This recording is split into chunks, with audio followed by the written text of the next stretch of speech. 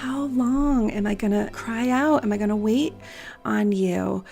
And I think that is the tension of the Christian life. So many of the things that we're waiting on God for, we don't know the timeline. God asks us to trust him without seeing how it's going to all turn out, without knowing how he's going to answer our prayers. But looking and contemplating God's faithfulness is what grows our faith in that time of waiting.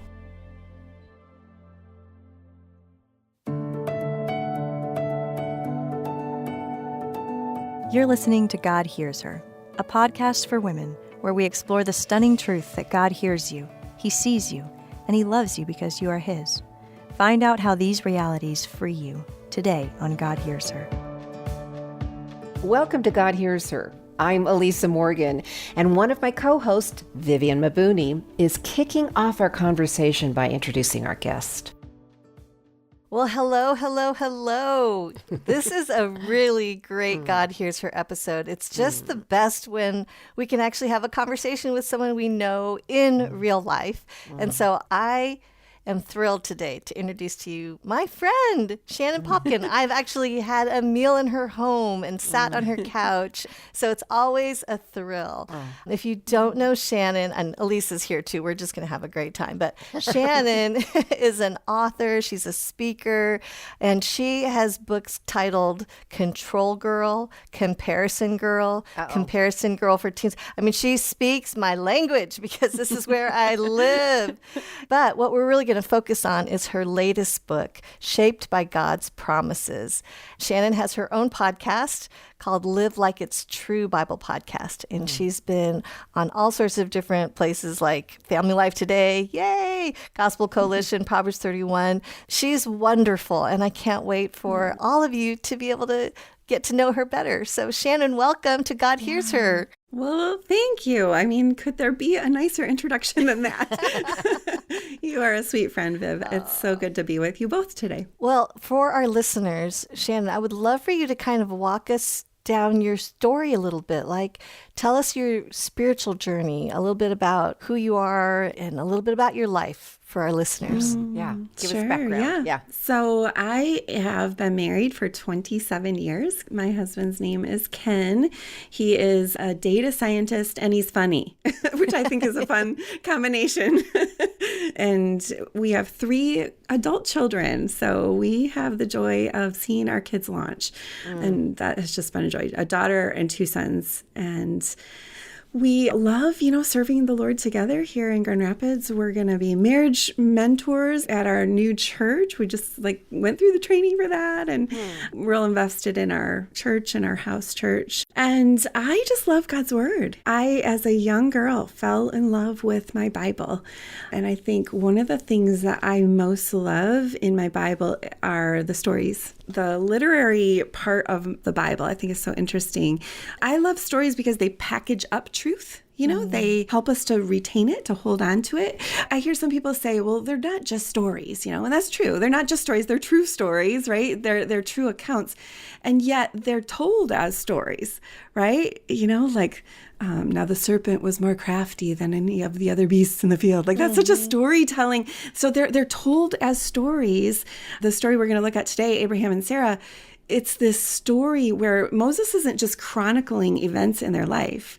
He's packaging up this story because he has a purpose. He has an intention for his readers. So I'm just so taken with these stories, and I love unpacking them. I feel like they just package up such good, rich theology and truth. And I think they help us to rehearse what's true, in a way that's tangible and concrete. I'm intrigued by how you just begin talking about your faith journey as it being rooted in your love of the Bible. And I think that's kind of an maybe unusual reflection.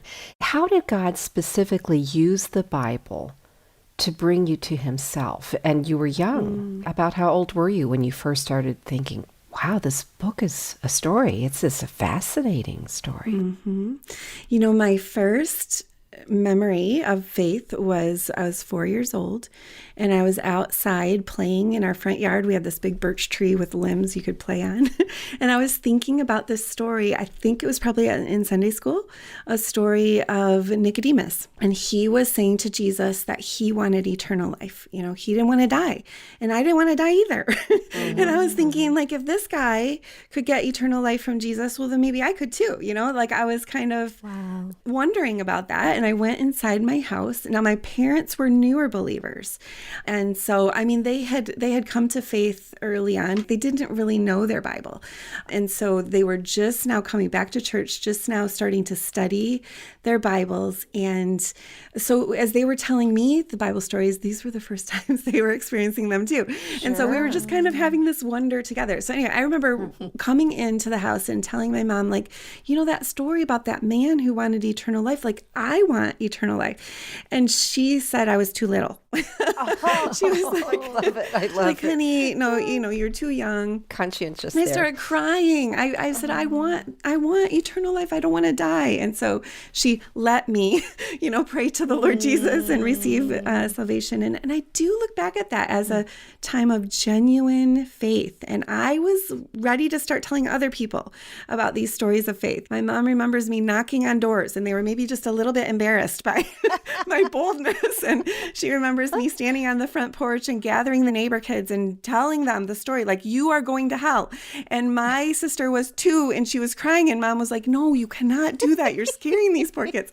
So anyway, yeah, no, I think just from a young age, before I could read, you know, before I could even read my Bible, I was so gripped by these stories and by the overarching story of our great God. Wow. You know, it's so sobering to understand how young children can be to really benefit from reading the Bible. Thank you, Shannon. Yeah. That sets a great foundation for this conversation. I agree. And I think just a shout out to Sunday school teachers that kids really do. They're listening, they're paying attention, and their responses to the Lord. I mean, I think about in the scriptures where Jesus said, let the little children come to me, that he welcomed kids. And I think of, you know, young Shannon just being so earnest and so naturally wanting people around her to know this wonderful God. Well, tell us a little bit about how you were inspired to write this book, and specifically this idea of God's promises. Like, what was going on in your life to kind of move you to put pen to paper to create this new resource? Yeah. Well, I have been intrigued with Sarah's story for a long time. I just saw in her story just packaged up so many good truths about jealousy and insecurity, inferiority, and taking control and surrendering control to God, like so much there. And I think one of the greatest ways that I relate to Sarah's story is this battle with control. Sarah was given this promise, and yet there was this long stretch of waiting. And I like to think of God's promises as a set of parentheses. You know, you never have one parenthesis without the other. So the first one is God makes the promise. The second is God keeps the promise. And we love, as the people of God, we love God's promises, right? We love to cling to them. And that's not the problem. The problem is not clinging to the promises. The problem is when that stretch between the promises widens. And that's really what we see in Sarah's story. That's a really powerful visual, Shannon, to think about a parentheses, the right and the left, or the left and the right. And lots of times, I'm just going to say it, there's nothing in the middle. You know, we just have this blank space. And, you know, listening to your story of how God first began to reach you as a 4-year-old child with the promise of eternal life. Well, of course, you're not currently experiencing that, right? Yes, I mean, no. well, you are currently experiencing this side of heaven, Life, but then but the yeah. fulfillment of it will be after you die. And so we all, in a way, are living in a parenthetical reality between the promise of being in a relationship with Jesus now and the hereafter. But that's a really powerful way to look at it, because most of our lives is living in the parentheses and waiting in the parentheses for the promises to come about. Did I say that clear enough? Is that what you're saying? Yes, it is. And Abraham and Sarah died without seeing that second parenthesis close. What was the promise that God gave to Abraham and Sarah? Sure. Yeah. Yep. Absolutely. So if you look at Genesis 12, Abraham and Sarah, they're not following God. They don't know God. They're not seeking after him. We see in, I think it's Joshua says that they're idol worshipers, right? And so they don't know God, and God steps onto the scene, and he is a God who makes promises. That's what we see in Genesis 12. That's his introduction to them. And Moses here is telling a story. Genesis is a story of origins. So Moses starts the book with the creation story, how all of the world came to be. But now he's moving to how did the people of God come to be? And we see this pattern. How do we become God's people? Well, God makes a promise and they respond in faith. And so God promises Abraham and Sarah, go to this place, go to this land, I'm going to show you, and I'm going to fill it with people, and they're going to be your children. And that is quite a stretch for this couple because, first of all, they don't know where they're going. And second, they have no children. Yeah. In the chapter before, Sarah is introduced to us as a barren woman. And this is a terrible way to be introduced, like so much pain and agony.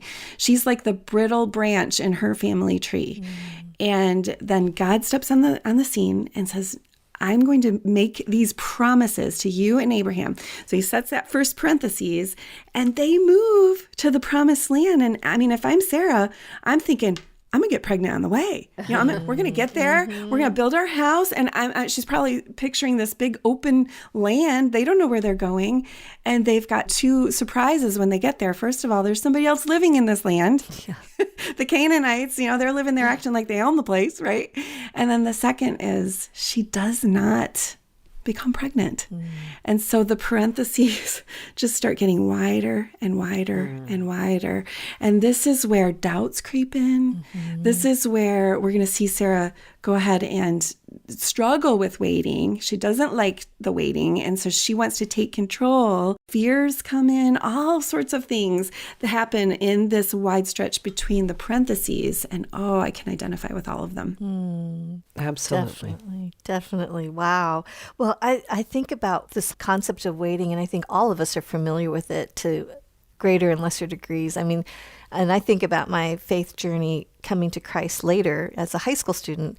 There was, for me, like a honeymoon stage that I can remember. Like there were prayers that were prayed and it felt like there was immediate answer, which really helped build my faith. And if faith is like a muscle, it was like I was learning to exercise it. And then there have been times where it's like this parenthesis has been stretched. And I'm curious, Shannon, as you have been delving into Abraham and Sarah's life, and specifically Sarah's life, what are your current thoughts then about what God does in this waiting time? Yeah, I think we like to skip to the good parts, don't we? We don't like this waiting section. I even think about the way that as Christians, the way we tell the big story of the Bible. Have you ever noticed how we skip from Genesis 3, which is where we first learn about sin, that's the big problem of the Bible, to Matthew 27, Jesus dying for that sin, like God keeping his promises in those ways. I have it marked in my Bible. I've got here's Genesis and here's Matthew, and there is this huge chunk in the middle. Like 2 inches. This is, like it's a lot. And the way that we tell the story is we just collapse that down, right? And we wouldn't rip this part out of our Bibles, but we just kind of ignore. There are thousands of years that happen in that stretch between the promise. And so I think the question is, does anything good happen in that stretch between the parentheses? And I think as we look at Sarah's story, this is one of the good parts. We don't have to skip to the end to see the good.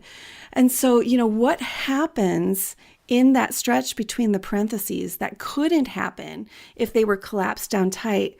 What we see is God's faithfulness. We don't learn God's faithfulness in a minute. And Viv, you were talking about how early on it was like, you were alive, you were enjoying walking by faith, but sometimes it gets long. Sometimes the stretch feels really long. And faithfulness, though, if you think about that word, if I were to show you a picture of my husband the first day that I met him and say, this is a faithful man, you would be like, well, that's weird. You just went on one date. You don't know that he's faithful yet, right? But if I were to say to you now, after 27 years, here is a faithful man, well, that makes a lot more sense. And so God's story, that long stretch, that thick chunk of our Bibles, this is God not only making the promises, but keeping the promises after this long stretch. And we see his faithfulness over time. And it's that faithfulness. And like, Elisa, you were talking about how these promises, they outlasted Abraham and Sarah's life. Like they couldn't become a nation in their lifetime. These promises were going to extend beyond them. They couldn't take this promised land. These promises couldn't be fulfilled even in their lifetime. And that's the same for us too. Like, so what we do is we reflect on the God that we meet in the pages in that huge chunk of our Bibles, the God that we meet who is faithful. And that faithfulness transcends to us. It transforms us. And so like for me personally, as I am waiting on God for things, I have this prayer journal. It's one of those 5-year prayer journals on the same day. So today I can look at today's date and I can look back the prior 3 years of what I prayed for, you know? And I think the idea is to see God's faithfulness over time. Yeah.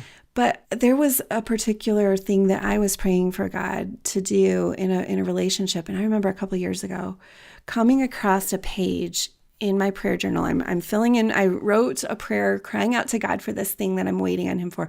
And I looked back 2 years before and it was almost identical, the same prayer. And I was just like, how long, oh Lord? Like, how long am I going to cry out? Am I going to wait on you? And I think that is the tension of the Christian life. You know, so many of the things that we're waiting on God for, we don't know the timeline. God asks us to trust him without seeing how it's going to all turn out, without knowing how he's going to answer our prayers. But looking and contemplating God's faithfulness is what grows our faith in that time of waiting. Some things are bubbling up inside me as I'm listening, Shannon, and I'm really struck by that last thing you just shared about waiting. You know, it can be year after year after year. But that 2-inch gap in the Bible you were talking about, and using your fingers like little inches, you know, between Genesis 3 and Matthew 27, God reveals himself in amazing ways, even reveals Jesus in foreshadowing in amazing ways in these stories. You know, we look at Joseph's story of God's faithfulness. You meant it for evil, God meant it for good. Or you look at Ruth and the encapsulation of Jesus that Boaz really is as her kinsman redeemer. Or, you know, you look at these and in that seemingly blank, empty space between the parentheses of the fall and the resurrection of Jesus, God does demonstrate his faithfulness. And I think in our lives, we can see him too. So you may not have seen an answer to that prayer in your 5-year diary, but I know that we can experience other answers, which I think fuel our understanding. And another thing I'm thinking about, and I love that you brought this up, you know, in some ways, while Abraham and Sarah did have a son eventually, they did die without seeing all that God was going to do. And that's what Hebrews chapter 11 talks about, you know, as they died without seeing the promise. And I think without sounding grandiose, I mean, I'm not Abraham, I'm not Sarah, I'm not Isaac, I'm not the nation, you know, whatever, but our lives play a role in God's larger redemptive purpose. How many stories have we heard of, like Henrietta Mears as the Sunday school teacher of Bill Bright and Billy Graham, just her faithfulness and what God raised up through her, and then how they led zillions of people to come to understand Jesus. And so as my pastor Robert is preaching right now, you know, an ordinary life is a powerful life because God is faithful even beyond our lives. So I thank you for this conversation. It's just churning away in me. And, you know, it's like God's going, come here, smooch. You know, I want to underline some things in your life. This is awesome, Shannon. Can you think of a time in your life where the parentheses seemed exceptionally wide from beginning to end and nothing in between, and you're waiting and waiting? And how did God's promises shape your waiting, shape your faithfulness, and move you from self-reliance? Well, you know, I was a really controlling mom. I was an angry mom. I think anger is one of those things that rises to the surface when we're trying to get control because we're mad when it slips from our control, or we feel like, all this pressure to get control. And so I was trying to produce this perfect family, and I was a super angry mom. And now all behind closed doors. Sure. I remember a time that somebody came to pick up one of my kids, and I was screaming at my kids and didn't realize that they were there on the other side of the door. I've been there. Yes. And I turned to my kids before opening the door, and I'm like, Mommy, sorry. We all, took our places. Like, we knew the drill, right? I opened the door. Hi, how are you? Like, this was the worst possible thing for me and for my kids to live this facade, right? To try to be producing perfection.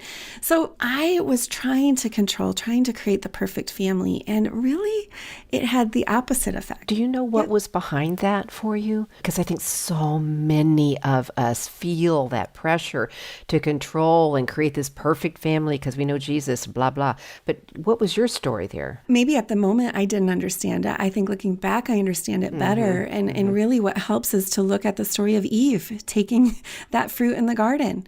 Here, I think it's interesting that God put this tree in the middle of the garden. Because when I don't want my kids to have something, I don't put it in the middle of the room or the middle of the table. Why would God put this tree in the middle? I think he was asking them, as you enjoy dominion over all the earth, will you live in surrender to me? Let's keep things straight. I am God and you are not. And so here's a test of control.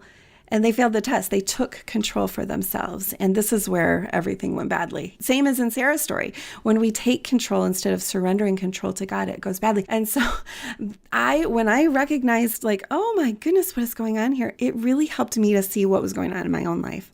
I am a daughter of Eve. I don't want to surrender control to God. I want to be God. That's what the serpent said. If you eat this fruit, you're going to be like God. You don't have to depend on him anymore. And that's really what my heart is crying out for.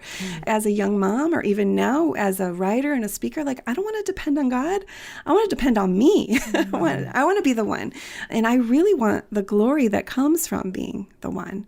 There's that too. There's just this pride and this feeling of self-reliance, I can make it all turn out. I should make it all turn out. So you think it's maybe a core wound that you carry for womankind. Yes. I imagine there might be something in your life that reinforced this expectation to be in control. There sure have been in mine, coming from a broken family where control was a great defense mechanism for a long, long time and kept me safe until it didn't, so. Yeah, I think it can work both ways, Elisa. I think when you have a broken family, you think, well, I got to fix it. And I think when you come from a family like I did, a really strong, godly family, you think, well, I have these expectations for how what that's supposed to produce in the next generation. Okay. And I think, our enemy can use it against us either way. It doesn't really matter. I think all of us are prone to want to take control for our lives and to want to make it all turn out right. And so how that played out as my kids got older, one of my kids really wrestled with just all of the anxiety and the pressure in our home. And me being an angry mom, there was a lot of brokenness there. So here I was, I'm trying to insert myself and make it all perfect, and I'm the one breaking it, right? And that has been the long stretch in the parentheses for me. Praise God, he is doing so well now. But there were many years of anxiety, depression, things that God took me to a place where I couldn't control it. And I had no option but to rely on him.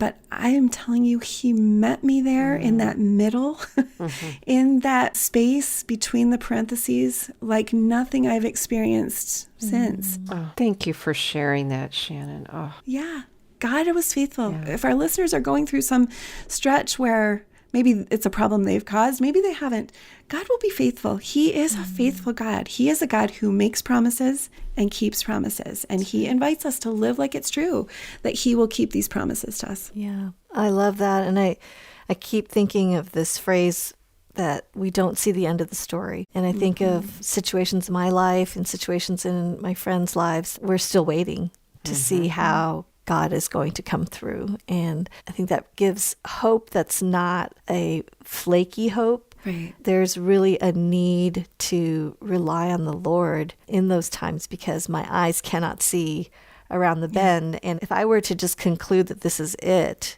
I could see how we would just resort to either trying to do things on our own efforts to try to fix the situation.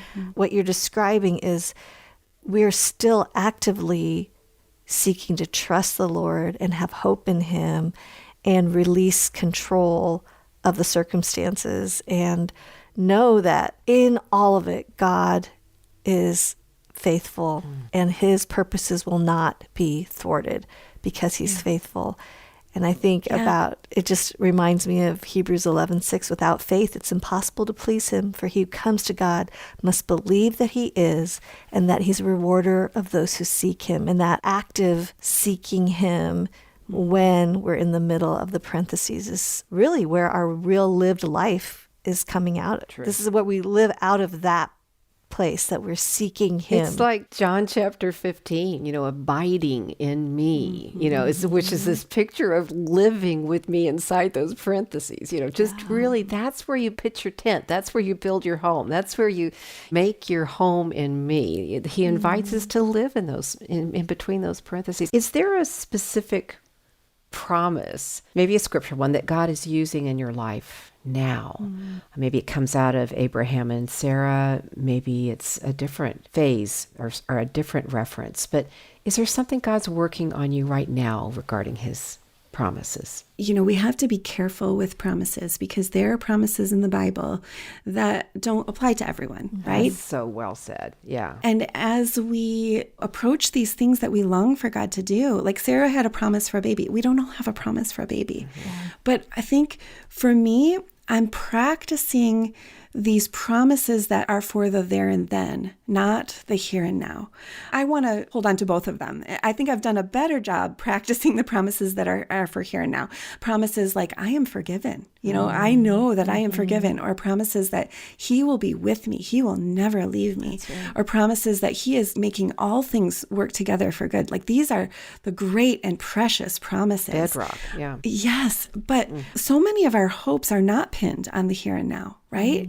They're pinned on the there and then. They're pinned on the day that all things will be made new. Right. And so I think trying to loosen my grip on a perfect life and accomplishing all the things that I have hoped for and making everything turn out the way that I wanted to, I think like loosening my grip on that, like that's surrendering control to God. Like, I don't know how this story is going to turn out. Yeah. I could get cancer tomorrow. I could lose my parents. I could lose one of my children. I don't know how it's going to turn out, but I know that death will be swallowed up in victory, right? That I will live eternally with pleasures evermore in that time, in that place, that same place that Abraham and Sarah were looking forward to, not the city built here on earth, but the city that had streets of gold. That's what they were looking forward to. And I want to do a better job of focusing on that. I don't think we look forward to heaven quite as much as we should.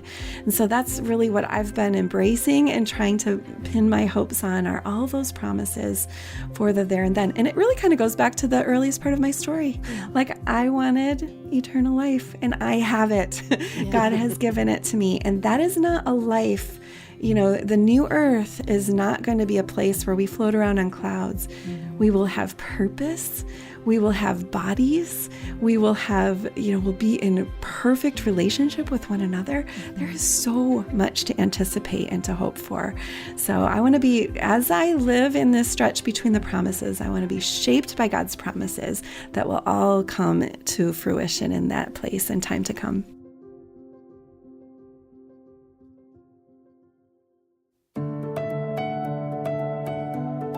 That was a really beautiful example of a promise that we can all hold on to.